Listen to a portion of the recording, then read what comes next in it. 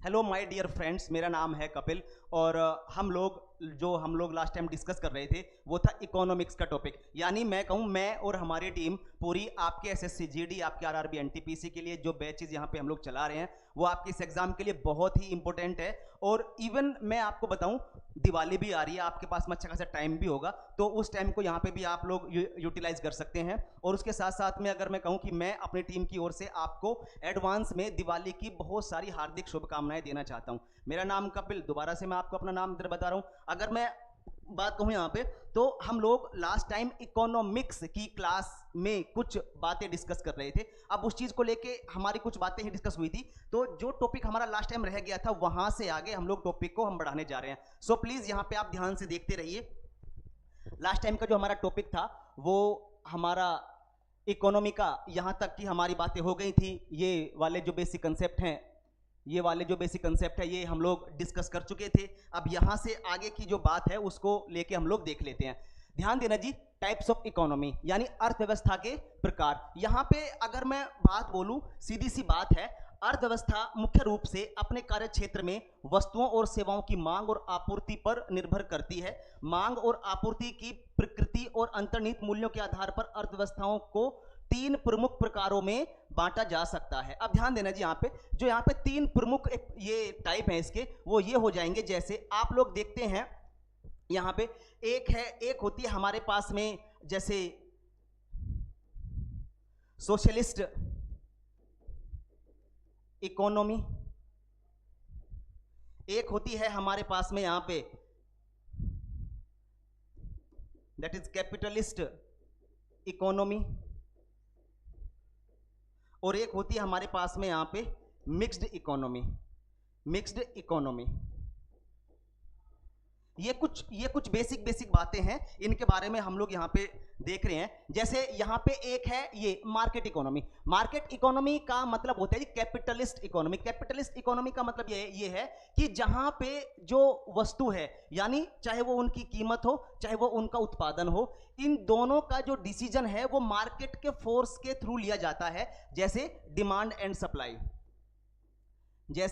And supply के rules यहां पे फॉलो होते हैं। दूसरी बात यहां पे जो मेन मोटो होता है वो होता है जी प्रॉफिट का। मेन मोटो होता है क्या? प्रॉफिट का। तो यहां पे जो आपको एक बात याद रखनी है वो ये है कि वह आर्थिक प्रणाली जिसमें उत्पादन और कीमतें निजी स्वामित्व वाले व्यवसायों के बीच अप्रतिबंधित प्रतिस्पर्धा द्वारा निर्धारित होती है। इसका मतलब ये है कि जी यहां पे जो हमारी गवर्नमेंट है, यहां पे जो हमारी सरकार है, उसका जो हस्तक्षेप है, उसका जो हस्तक्षेप है वो लगभग ना के बराबर होता है। इसीलिए आप इसको बोलते हैं क्या? बाजार आधारित या मार्केट इकोनॉमी।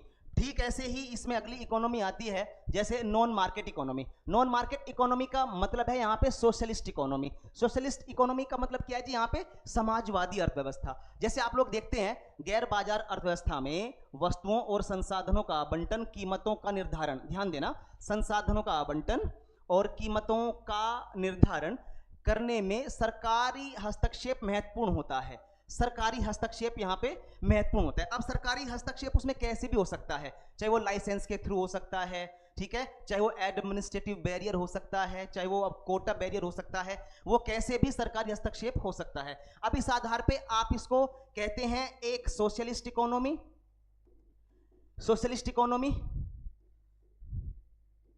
और दूसरा कह सकते हैं इसको जी आप, दैट इज कम्युनिस्ट इकोनॉमी। इसका एग्जांपल आपका रशिया जाएगा और इसका एग्जांपल ये आपका क्या जाएगा? चाइना।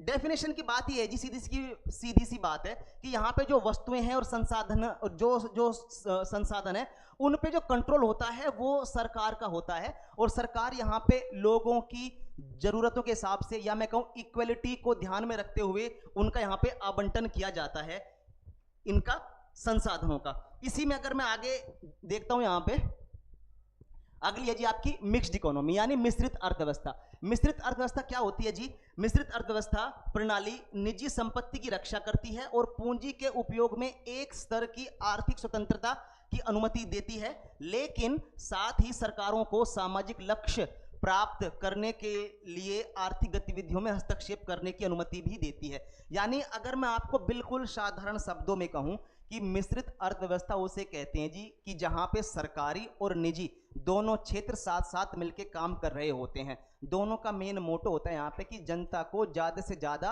अच्छी से अच्छी सुविधाएं कैसे दी जाए। इसका मेन अगर आप ध्यान देंगे तो सिर्फ यही है कि यहाँ पे ये पब्लिक सेक्टर हो चाहे वो प्राइवेट सेक्टर हो, दोनों ही अच्छे लेवल पे काम कर रहे होते हैं। और इसका बेस्ट एग्जांपल आपको इंडिया देखने को मिलता है। इसका बेस्ट एग्जांपल आपको इंडिया देखने को मिलता है। जैसे यहाँ पे सरकारी कंपनियां भी साथ साथ काम करती हैं और प्राइवेट सेक्टर की कंपनियां भी साथ साथ काम करती हैं। तो सिर्फ आपको हल्की हल्की सी डेफिनेशन, छोटी छोटी सी डेफिनेशन है, इनको बस हल्का सा ध्यान रखना है, ठीक है। आगे देखते हैं नेशनल इनकम। अगला है जी राष्ट्रीय आय। नेशनल इनकम होती क्या है, ध्यान देना। राष्ट्रीय आय एक लेखा अवधि में, एक लेखा अवधि में, ये थोड़ा सा यहाँ पे इसमें एरर है, इसमें एक लेखा अवधि में किसी देश के, ये देश है, किसी देश के निवासियों द्वारा उत्पादित सभी अंतिम वस्तुओं और सेवाओं का मूल्य है। इसी को आप लोग क्या बोलते हो, राष्ट्रीय आय। ध्यान देना, राष्ट्रीय आय क्या है जी, एक लेखा अवधि। अब एक लेखा अवधि क्या होती है जी, यहाँ पे एक वित्तीय वर्ष कह सकते हैं आप इसको, एक वित्तीय वर्ष कह सकते हैं। एक वित्तीय वर्ष में जो देश के निवासी हैं, यहां पे ध्यान देना, यहां पे एक निवासी वर्ड आया है, निवासी शब्द है, यहां पे नागरिकता का कोई लेना देना नहीं है। इसका मतलब यह है कि जो हमारे देश में 1 साल से ज्यादा समय तक रहता है और जिसके आर्थिक हित भारत में ही हो, उसको आप काउंट करते हैं इस डेफिनेशन में, ठीक है। नागरिकता का यहां से कोई लेना देना नहीं है, यहां पे रेजिडेंस वर्ड इंपोर्टेंट है। तो निवासियों द्वारा उत्पादित सभी अंतिम वस्तुओं और सेवाओं का मूल्य ही क्या होता है जी, आपका राष्ट्रीय आय होती है। अब ध्यान देना यहाँ पे नेशनल इनकम, नेशनल इनकम जो भी होगी, जैसे ये है आपकी नेशनल इनकम। नेशनल इनकम को जब आप उनकी जनसंख्या से आप डिवाइड कर देंगे पॉपुलेशन, तो वो आ जाएगी जी क्या, आपकी पर कैपिटा इनकम। वो क्या आ जाएगी जी, आपकी पर कैपिटा इनकम, ठीक है। और पर कैपिटा इनकम, और पर कैपिटा इनकम के मामले में हमारे देश में काफी इवन बदलाव आए। जैसे आप लोग देखते हैं कि पहले जो हमारे पास में पर कैपिटा इनकम थी वो बहुत कम थी, ठीक है। अगर मैं कहूं सबसे पहले इसके बारे में जो एक अच्छा एफर्ट किया गया था वो किया गया था दादा भाई नौरोजी के द्वारा 1868 में। उनके हिसाब से यहाँ पे जो पर कैपिटा इनकम थी वो 20 रुपए थी जी, ठीक है। उसके बाद में आप लोग देखते हैं, उसके बाद आप लोग देखते हैं कि 1931-32 में जो VKRV राव ने अर्थव्यवस्था को 2 भाग में डिवाइड करते हुए कि पहली बार वैज्ञानिक विधि दी थी, किसके लिए, इसके लिए। और उन्होंने बताया था कि 62 रुपए यहाँ पे नेशनल इनकम होगी, यानी अगर आप कहें तो पर कैपिटा इनकम होगी। उसके बाद में आप देखते हैं कि 1951-52 में कुछ आधिकारिक प्रयास किए गए थे, किसके लिए, नेशनल इनकम के लिए। और इसमें आप देखते हैं कि जैसे एक वर्ष में अर्थव्यवस्था द्वारा उत्पादित वस्तुओं और सेवाओं की कुल मात्रा के मूल्य को सकल घरेलू उत्पाद उसको आप लोग क्या बोलते हैं, जीडीपी। जीडीपी मींस, जीडीपी का मतलब होता है जी यहां पे ग्रॉस डोमेस्टिक प्रोडक्ट, ठीक है। उसके बाद में आप देखते हैं यहां पे इस प्रकार जीडीपी अर्थव्यवस्था में सभी संस्थाओं के सकल मूल्य वर्धन, ग्रोस वैल्यू एडिड का कुल योग है। जीडीपी का मतलब ये है जी, आप इसको ऐसे समझेंगे आप सिंपल, कि किसी देश में उस देश के निवासियों द्वारा जो 1 साल से ज्यादा समय तक वहां पे रह रहे हैं, उनके द्वारा किया जाने वाला उत्पादन है, चाहे वो सेवाओं का हो चाहे वो वस्तुओं का हो, किसी एक फाइनेंशियल ईयर में, ठीक है। और ये सारी की सारी बातें हैं किसके लिए, जीडीपी के लिए, ठीक। उसके बाद में आप देखते हैं कि यहाँ पे जो जीडीपी है, यहाँ पे जो जीडीपी है यह देश का प्रदर्शन इंगित करता है। बस हल्का सा इसको आप याद रख लें, ज्यादा स्ट्रेस लेने की आवश्यकता है नहीं आपको, ओके। उसके बाद में जीडीपी पर कैपिटा, इसका मतलब ये है कि यह अन्य देशों की तुलना में आर्थिक विकास का स्तर इंगित करता है। इसका मतलब ये है जी कि देखो पर कैपिटा इनकम क्या होती है कि किसी देश के जो भी निवासी हैं, जैसे इंडिया की बात ले लो आप, इंडिया की जितनी नेशनल इनकम होगी उसको अगर आप उसकी पॉपुलेशन से डिवाइड कर देंगे तो वो हो जाएगी पर कैपिटा इनकम, ठीक है। और पर कैपिटा इनकम जो भी होगी हमारी, उसी के हिसाब से पर कैपिटा इनकम ज्यादा होगी तो जाहिर सी बात है लोगों के पास परचेजिंग पावर ज्यादा होगी। जब लोगों के पास परचेजिंग पावर ज्यादा होगी तो आपको पता है कि लोग मनचाही इच्छाएं, या मैं कहूं कि जहां पे भी वो चाहेंगे अपने उस पैसे को सेविंग कर सकेंगे, इन्वेस्ट कर सकेंगे, कंजम्पशन यानी उपभोग पे खर्च कर सकेंगे। इसका मतलब वो एक अच्छा लाइफस्टाइल जी सकेंगे। इसका मतलब यही है सीधा यहाँ पे कि किसी अन्य देशों की तुलना में आर्थिक विकास का स्तर इंगित करता है, यानी जितनी ज्यादा पर कैपिटा इनकम होगी लोगों के पास में पैसे ठीक ठाक होंगे और वो अपने हिसाब से अलग अलग जगह पे पैसे खर्च करके अपने आप को सेटिस्फाई करते रहेंगे या कर सकेंगे। तो इसका मतलब यही है जी यहाँ पे जीडीपी पर कैपिटा इनकम। उसके बाद आप देखते हैं कि राष्ट्रीय आय, मैं आप लोगों से माफी चाहता हूं, ये आयु नहीं है, ये आय है, ठीक है। राष्ट्रीय आय की गणना करने का पहला आधिकारिक प्रयास भारत सरकार द्वारा नियुक्त राष्ट्रीय आय समिति द्वारा किया गया था। उसके जो चीफ थे कौन थे? पीसी महालनोबिस, जिन्होंने डीआर गाडगिल और वीके आरवी राव, मतलब उस समिति में ये लोग भी शामिल रहे थे जिसके ये मेंबर थे। तो जैसे मैंने आपको बोला कि देश में राष्ट्रीय आय नेशनल इनकम को मापने के प्रयास सिर्फ इनके द्वारा ही नहीं किए गए थे, इनसे पहले भी कुछ लोगों के द्वारा किए गए थे, जैसे कि मैंने बोला था कि दादा भाई नौरोजी। और इस मामले में उन्होंने एक बहुत अच्छी बुक और लिखी थी, उसका नाम क्या था जी? Poverty and un British rules in India. Poverty and un British, poverty and un British rule, un British rule in India, in India. इसके हिसाब से उन्होंने यहां पे बताया था कि कैसे अंग्रेज हमारे देश का आर्थिक शोषण कर रहे हैं, ठीक है। काफी फेमस बुक है, ये बात आपको याद रख लेनी है कि ये बुक किनकी थी? इनकी थी। उसके बाद में इस समिति की पहली रिपोर्ट 1951 में प्रस्तुत की गई थी, जिसके द्वारा 1948-49 के लिए भारत की राष्ट्रीय आय 8.710 करोड़ और पर कैपिटा इनकम 225 आंकी गई थी। ये बात थी जी हमारे पास में कब की? 1951 की। अगर मैं यहाँ पे लेटेस्ट आंकड़ा अगर बताऊं यहाँ पे, तो 2024 में जो पर कैपिटा इनकम है वो बढ़ी है हमारे पास में। और आप देखते हैं यहाँ पे जो पर कैपिटा इनकम है 2024 में वो है जी हमारे पास लगभग 2698, लगभग है 2698 डॉलर, लगभग 2698 डॉलर। ये है नॉमिनल जीडीपी, ये है नॉमिनल जीडीपी पे लेटेस्ट आंकड़े मैं आपको इधर बता रहा हूं। और ये अगर मैं आपको बोलूं यहाँ पे जो 11,112 डॉलर, और ये है पीपी बेस्ड, है ना, परचेजिंग पावर पैरिटी। तो इसके आधार पे भी क्या है जी यहाँ पे, इसके आधार पे भी आप दो आंकड़े यहाँ पे देखते हैं कि उस टाइम हमारे पास कुल इनकम कितनी थी पर कैपिटा? 225 रुपए, ओनली रुपए। और ये क्या है? डॉलर। अगर डॉलर 85 रुपीज का एक है तो आप इसको उससे आप मल्टीप्लाई कर दो, यहां पे भी आप उससे आप मल्टीप्लाई करके आप देख सकते हैं कि आज हमारे पास में पर कैपिटा इनकम कितनी है। इसी के हिसाब से क्या है कि पर कैपिटा इनकम के आधार पे भी हम लोग कह सकते हैं कि भाई एक देश का विकास किस मामले में या दूसरे देशों से कितना आगे है, इस आधार पे भी हम लोग मेजर करते हैं, ठीक है। इससे आगे थोड़ा सा देखते हैं हम लोग, ज्यादा फोकस वाली चीजें मैं आपको जो इधर बता दूंगा। जैसे आप लोग देखते हैं बाद में जीडीपी के आकलन का काम केंद्रीय सांख्यिकी कार्यालय यानी सीएसओ को सौंप दिया गया था और राष्ट्रीय स्तर पर सीएसओ के अधीन पूरी तरह से विकसित राष्ट्रीय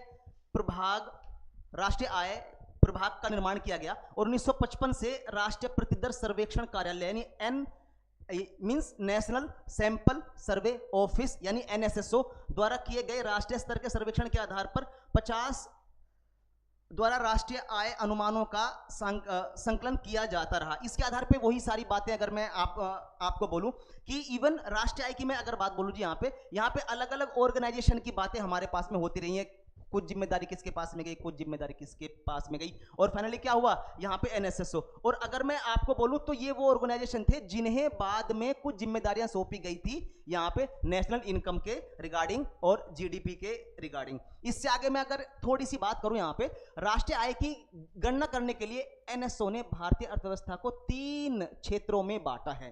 3 क्षेत्र कौन से जी हमारे पास में? प्राइमरी सेक्टर, ठीक है, प्राइमरी सेक्टर, दूसरा कौन सा है सेकेंडरी, और तीसरा कौन सा है टर्शरी। अगर मैं इसका लेटेस्ट और बताऊं, यहां पे 2 सेक्टर और ऐड हो जाते हैं, जैसे कि एक सेक्टर और है जी यहां पे, कौन सा, यहां पे अगर मैं बोलूं दैट इज क्वार्टरनरी सेक्टर, और एक और है जी क्वीनरी सेक्टर। ठीक है, मैं पेन को थोड़ा सा इसे बढ़ा लेता हूं, क्वीनरी सेक्टर। तो इनके आधार पे क्या है, एक मिनट, क्वीनरी सेक्टर। ठीक है, अब इसमें प्राथमिक क्षेत्र में वो सारी गतिविधियां शामिल करते हैं हम लोग जो हमें कच्चा माल या रॉ मटेरियल सीधा प्रकृति से मिलता है। ठीक है, जैसे क्रॉप्स हो गई, जैसे माइनिंग हो गई, ठीक है, जैसे आपकी वुड हो गई, लकड़ी हो गई, ठीक है, वो सब शामिल होता है जी किसमें, आपका प्राइमरी सेक्टर में। सेकेंडरी सेक्टर में क्या होता है, इसमें होता है जी कि जैसे इसमें ना मैन्युफैक्चरिंग गुड्स या विनिर्मित वस्तुएं शामिल होती हैं। जैसे कच्चा माल यहाँ पे आया और उससे कुछ एक तैयार माल, कुछ हमने माल बनाया, तैयार हुआ, जैसे कि अचार हो गया, या फिर कुछ और ऐसी चीजें जिनका निर्माण उद्योगों में होता है, वो सारी की सारी बातें होती हैं जी हमारे पास में शामिल किसमें, द्वितीय क्षेत्र में। टर्सरी सेक्टर में ये वो क्षेत्र होता है जो इसको भी और इसको भी, इन दोनों को अपनी सर्विसेज देता है, यहां पे अपनी सर्विसेज देता है। अब सर्विसेज कैसी हो सकती हैं, चाहे वो आपकी बैंकिंग सर्विसेज हो, ठीक है, चाहे वो आपकी ट्रांसपोर्टेशन की सर्विस हो, ठीक है, चाहे वो फूड स्टोरेशन की सर्विस हो, फूड स्टोरेशन या स्टॉक की बात हो, ठीक है, जैसे कि आपका एफसीआई के गोदामों में अनाज रखा जाता है, यहाँ पे हाफ फेड के हो गए, कुछ और गोदाम, तो ऐसे ही क्वार्टरनरी सेक्टर है, ऐसे आपका क्वीनरी सेक्टर है। तो इस आधार पे 5 बड़े सेक्टर देखते हैं आप लोग किसमें, अर्थव्यवस्था में, और यहां से होने वाली इनकम को काउंट किया जाता है जी वहां पे। ठीक है, उसके बाद में राष्ट्रीय आय के अंतर्गत कुछ महत्वपूर्ण अवधारणाएं यहां पे देख लेते हैं इसको, जैसे डोमेस्टिक या इकोनॉमिक टेरिटरी, घरेलू या आर्थिक क्षेत्र। इसमें क्या होता है, दरअसल इसमें ना हम उन लोगों को शामिल कर लेंगे जो भारत के क्षेत्र में रहते हैं, यानी जो ज्योग्राफिकल रीजन में रहते हैं। जैसे कि आप लोग देखते हैं, यह भारत सरकार द्वारा प्रशासित भौगोलिक क्षेत्र को संदर्भित करता है जिसके भीतर व्यक्ति, वस्तुएं और पूंजी स्वतंत्र रूप से परिसंचरण कर सकते हैं। भारत में स्थित विदेशी दूतावास घरेलू आर्थिक क्षेत्र का भाग नहीं है, जबकि विदेशों में स्थित भारतीय दूतावास घरेलू आर्थिक क्षेत्र का भाग है। ध्यान देना जी, यहाँ पे ये जो हमारी एम्बेसीज होती हैं विदेशों में, ठीक है, वो हमारी ही ज्योग्राफी का पार्ट है, लेकिन जो विदेशी एम्बेसीज भारत में हैं वो विदेशी ज्योग्राफी, यानी जो विदेशी भूगोल है, यानी जो विदेशी क्षेत्र है, वो उसका भाग होती हैं। ठीक है, तो उसमें वही बातें इधर बताई गई हैं। तो इसमें ये बातें हैं हमारी घरेलू आर्थिक क्षेत्र में। उसके बाद आप देखते हैं मार्केट प्राइस। अच्छा, मार्केट प्राइस क्या है, इसको मैं बिल्कुल सिंपल वर्डिंग में अगर बताऊं, पहले एक बार पढ़ लेते हैं फिर देखते हैं। बाजार मूल्य वह कीमत है जिसे कोई उपभोक्ता विक्रेता से खरीदते समय उत्पाद के लिए भुगतान करता है। यह वह कीमत है जिस पर अप्रत्यक्ष करों और सब्सिडी को लागू करते हुए मार्केट या अर्थव्यवस्था में इकाइयों को बेचा जाता है। देखो, बिल्कुल सिंपल सी बात बता रहा हूं जी मैं आपको। सिंपल सी बात यह कि मार्केट प्राइस क्या है। मार्केट प्राइस ये है कि जिस कीमत पे आप बाजार में जाके कोई वस्तु खरीद के लाते हो, वो ही मार्केट प्राइस होता है। ठीक है, इससे ज्यादा बड़ी डेफिनेशन आपको याद करने की आवश्यकता नहीं है। यही क्या आपका मार्केट प्राइस, यानी आप मार्केट में गए, आपने पैसे दिए, सामान खरीद लिया, तो जिस कीमत में आपने वो सामान खरीदा वही उस वस्तु की क्या हो जाएगी, मार्केट प्राइस हो जाएगी, यानी बाजार कीमत हो जाएगी। सारी बात इसमें वही है। ठीक है, अगली बात क्या है इसमें, फैक्टर कॉस्ट। फैक्टर कॉस्ट, देखो फैक्टर कॉस्ट क्या होती है, इसके बारे में भी मैं आपको बिल्कुल सिंपल बताऊंगा। पहले एक बार इसको पढ़ लेते हैं। यह वस्तुओं और सेवाओं का उत्पादन करते समय किसी फर्म द्वारा वहन किए गए उत्पादन के कारकों की लागतों या ये लागतों को संदर्भित करता है। ध्यान देना जी, यहां पे एक वर्ड है उत्पादन के कारक, है ना, उत्पादन के कारक। उत्पादन के कारक यानी वो कारक जो उत्पादन में अपना सहयोग करते हैं या उत्पादन में जिनका योगदान रहता है। जैसे आप देखते हैं लैंड का रहता है, जैसे आप देखते हैं लेबर का रहता है, जैसे आप देखते हैं कैपिटल का रहता है, यानी जो पूंजी है उसका रहता है। जैसे आप लोग देखते हैं एंटरप्रेन्योरशिप, ठीक है, एंटरप्रेन्योरशिप या उद्यमी का रहता है। ये सारी की सारी बातें आपकी इसमें आ जाएंगी। इसका मतलब ये है कि उत्पादन करते समय चाहे वो वस्तुओं का हो चाहे वो सेवाओं को चाहे वो सेवाओं का हो, जो भी लागत आती है उसमें, उसको आप लोग क्या बोल देते हैं, फैक्टर कॉस्ट। यानी सिंपल सी बात है, फैक्टर कॉस्ट क्या हुई, जैसे मैं आपको बता रहा हूं बिल्कुल सिंपल एग्जांपल से। ये मार्कर है, ये मार्कर कंपनी में बना, लेकिन अभी तक मार्केट में बेचने के लिए नहीं आया। अब इस पे जो भी इवन बनाते टाइम बिजली का खर्चा आया होगा, लेबर कॉस्ट लगी होगी, ठीक है, सामान मंगाया होगा बाहर से, तो सपोज ये पेन बन के तैयार हो गया हमारे पास में कुल 10 रुपए का, तो ये 10 रुपए क्या हो जाएगी जी आपकी फैक्टर कॉस्ट। अगर हम इसको मार्केट में बेचेंगे तो सरकार इस पे टैक्स इंपोज कर देगी, टैक्स लगा देगी। तो जब इसमें टैक्स लग जाएगा तो ये क्या हो जाएगा जी आपका मार्केट प्राइस। सपोज 2 रुपए का टैक्स लगा, तो ये अब इसकी जो वैल्यू हो गई वो हो गई 12 रुपए। तो 12 रुपए क्या है आपकी मार्केट प्राइस, और 10 रुपए क्या आपका फैक्टर कॉस्ट, यानी जो एक कांस्टेंट प्राइस होता है वो। अब इसमें बिल्कुल सिंपल है, आप देखो कारक लागत क्या होती है, बाजार कीमत माइनस अप्रत्यक्ष कर, और इसमें प्लस आप देखते हैं फैक्टर कॉस्ट क्या होती है जी, market price minus net indirect tax plus subsidy. ठीक है, अब सब्सिडी क्या है वो हम बाद वाले टॉपिक में देखेंगे। तो ये फैक्टर कॉस्ट का ये फॉर्मूला है, सिंपल सी बात है, जो माल बन के तैयार हुआ है लेकिन बेचने के लिए मार्केट में अभी नहीं गया है, या उस पर अभी कोई सरकार ने टैक्स नहीं लगाया है, वो पार्ट किसका होता है जी आपका फैक्टर कॉस्ट का। बस ये बात ध्यान रखो आप। ओके, उसके बाद में आप देखते हैं यहाँ पे net factor income from abroad. इसमें मैं आपको बिल्कुल सिंपल सी बात बताऊंगा, बिल्कुल सिंपल सी बात ये है कि देखो, विदेशी लोग या विदेशों से आने वाले नागरिक भारत में रहते हैं, हमारे भी भारत से बाहर रहते हैं, जैसे कि गल्फ कंट्रीज में, तो अर्निंग के पर्पज से वो वहां जाते हैं, अर्निंग के पर्पज से विदेशी लोग इंडिया में आते हैं। जाहिर सी बात है कि जो लोग भारत से विदेश में गए इनकम के लिए, तो वो पैसा यहाँ पे भेजेंगे रेमिटेंस के रूप में, राइट। और जो लोग इंडिया में काम कर रहे हैं विदेश के हैं, वो लोग यहाँ से होने वाली इनकम को अपने देश में भेजेंगे। इनके बीच में होने वाला डिफरेंस ही क्या होता है, यही होता है जी net factor income from abroad, जिसको आप लोग NFI शॉर्टकट में बोल देते हैं। आओ पढ़ते हैं इसको।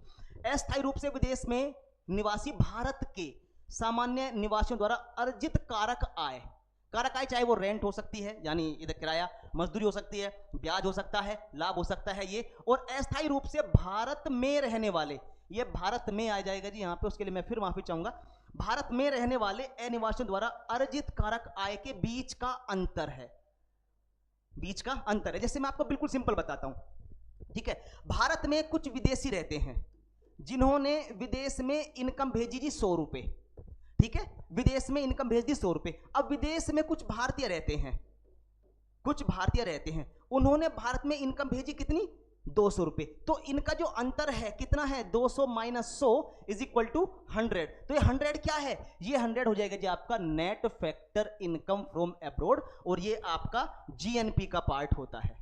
ठीक है, ये आपका जीएनपी का पार्ट होता है। जीएनपी क्या होता है जी, ग्रोस नेशनल प्रोडक्ट। बाकी इसके बारे में और देखेंगे आगे, बिल्कुल सिंपल सी बात है, ज्यादा स्ट्रेस नहीं लेना है। ओके जी, आगे देखते हैं। हाँ, ये हो गया हमारा, ठीक है, सिंपल सी बात क्या है यहाँ पे देखो, NFI मींस शेष विश्व से कारकाय माइनस शेष विश्व को कारकाय के बीच का अंतर ही क्या है आपका, ये जो net factor income from abroad, ये आप यहां से आप देख सकते हैं इसको थोड़ा सा, बाकी ज्यादा नहीं। ठीक है जी, ओके। तो अगर मैं आप लोगों को बोलूं, यहां तक की कुछ बातें थी, हालांकि कुछ क्लासेस जो इकोनॉमिक्स के बारे में इससे पहले हम लोगों ने बहुत कुछ डिस्कस किया था। इससे पहले हम लोगों ने जो बेसिक्स ऑफ इकोनॉमिक्स है उसके बारे में कुछ डिस्कस किया था। जैसे हम लोग देखते हैं कि इकोनॉमिक्स क्या है, इकोनॉमी क्या है, इकोनॉमिक्स और इकोनॉमी में फर्क क्या है, आखिर कैसे काम करते हैं ये लोग, है ना, सरकार की पॉलिसीज क्या रहती हैं, बाकी सारे के सारे जो फैक्टर्स थे हमारे उन पे भी हम लोगों ने जो डिस्कस किया था कि हम लोग कौन कौन से टॉपिक डिस्कस करने वाले हैं, किसमें, इकोनॉमी में। फिर हम लोगों ने ये भी एक देखा था कि जिस जिस टॉपिक पे हम लोगों ने ध्यान दिया, या मैं कहूँ जिस जिस प्लानिंग पे हम लोगों ने ध्यान दिया, या मैं कहूँ जिस जिस सेक्टर पे हम लोगों ने ध्यान दिया, उन सेक्टर पे अच्छे से फोकस नहीं कर पाने की वजह से उनका रिजल्ट क्या रहा, आज आपको देखना मिलता है भारत में कि गरीबी भी है और अनएम्प्लॉयमेंट भी है। ठीक है, अगर वो ऊपर वाली नीतियां जो हम लोगों ने लास्ट क्लास में डिस्कस की थी, सो प्लीज एक बार आप पिछली वाली वीडियो को आप जरूर देखना, ताकि आपको अच्छे से चीजें से समझ में आए जो मैं इधर बोल रहा हूं आप लोगों के सामने। तो जो चीजें पहले हम लोग डिस्कस कर चुके हैं, अगर वो पहले सरकार अच्छे से फोकस कर चुकी होती तो आज हमारे पास में ये दिन ना देखना पड़ता जो आज आप लोग देख रहे हैं। ठीक है, बेरोजगारी का अच्छा लेवल है और गरीब लोग भी ज़्यादा हैं, बाकी तो आंकड़े सरकार के हैं ही हैं आपके सामने, उन पे भी हम लोग टॉपिक वाइज टॉपिक डिस्कस हम लोग इधर करते रहेंगे। ओके गाइस, आप बहुत अच्छे से पढ़ाई करते रहिए, हमारी सबकी बहुत सारी शुभकामनाएं आपके साथ है। और आप लोगों का सिलेक्शन कैसे होना है, कैसे इधर करवाना है, उसको लेके हम लोग इधर, हमारी पूरी टीम आपके लिए बहुत लगन से प्रयासरत है, ठीक है, प्रयासरत है, आई एम सॉरी, ठीक है। तो इसके लिए हम लोग धीरे धीरे वीडियोस आपके लिए और अपलोड हम करते रहेंगे, टॉपिक वाइज टॉपिक आप लोग जो बने रहिए हमारे साथ में। Okay guys, thank you.